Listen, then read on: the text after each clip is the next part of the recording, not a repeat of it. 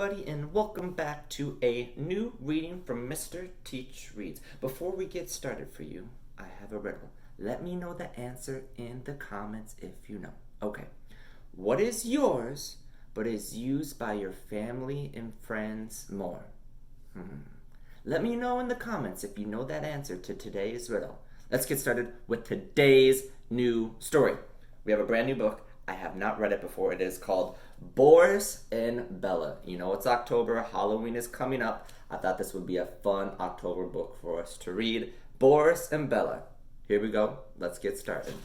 I hope you enjoy. Bella Lugrassi was the messiest monster in Booville. Her slime was the slimiest, her grime was the grimiest, her piles of lizard gizzards blocked the doorways, and her stacks of snake tails overflowed her counters. None of the other monsters could stand Bella's mess, so Bella lived by herself. Boris, let's see how you say that name. Boris Clean It Off was the tidiest monster in Booville. He vacuumed his vampire bats, dusted his spider webs, and polished his pythons daily. No one could stand Boris's pernickety ways, so Boris lived alone. Bella and Boris were neighbors. They did not get along. "Clean up those crusty old cauldrons! I'm sick of your cluttered yard!" Boris would shout. "Can't you stop those bewitched broomsticks from sweeping? They're driving me batty!" Bella shouted back. And so it went, day in and day out. When Bella had a barbecue, she did not invite Boris.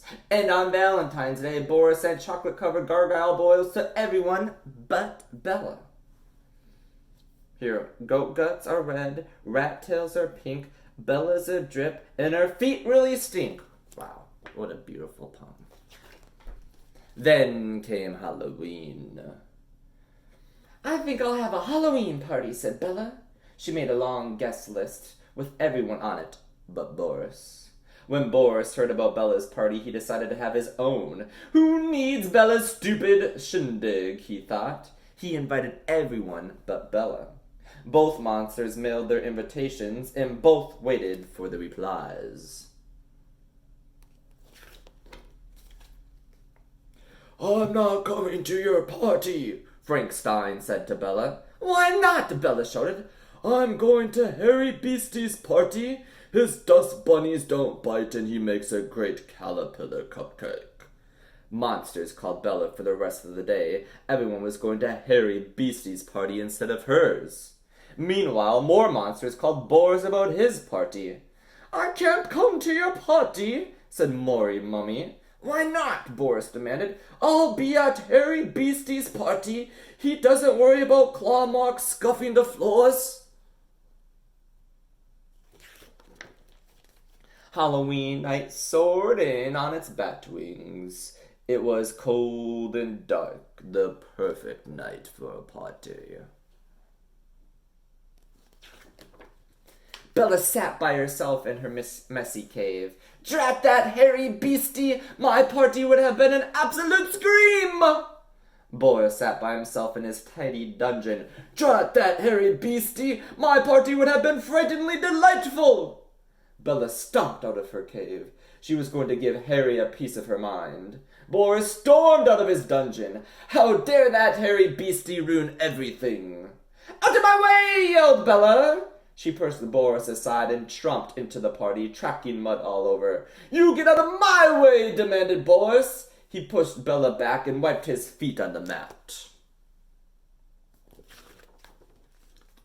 "Where's Harry?" both monsters yelled.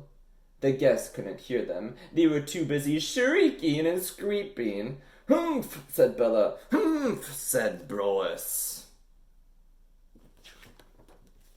Bella and Boris wandered over to the buffet. Bella sniffed the snake pit stew. "Not as slobbery as mine," she said.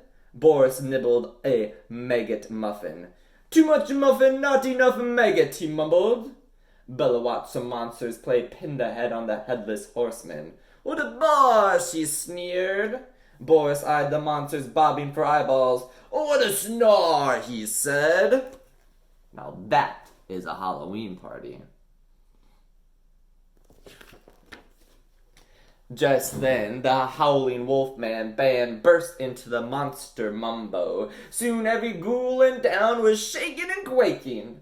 Cyclops beep-bopped and Fang flip-flopped. The boogeyman boogied while the trolls swirled around. Bagel Bones connected his hip bones to his neck bone just for fun. Maury Mummy was swinging so hard he came undone.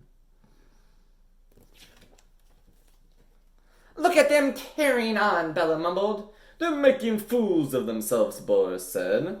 The music played on a while. The two monsters watched everyone else have a good time.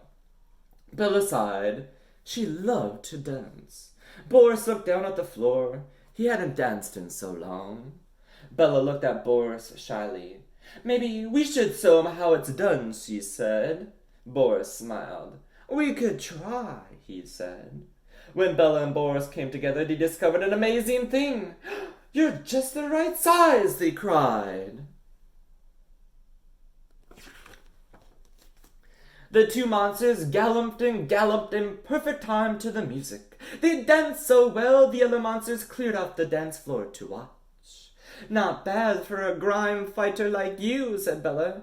"And you're pretty good for the queen of the unclean," said Boris.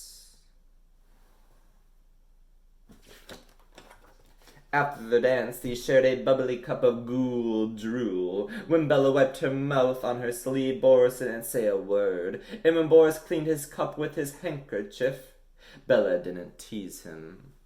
At midnight, everyone lifted their cups and roared. In the corner of the room were the two new friends grinning at each other with their snaggletooth smiles.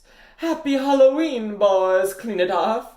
"Happy Halloween to you, Bella Lettergrossi." From that night on, Bella tried to be a little tidier. Boris tried to be a little messier. And when Halloween rolled around the next year, they threw the best bash Booville had ever seen. Together. Now that was a sweet story. Hope you enjoyed.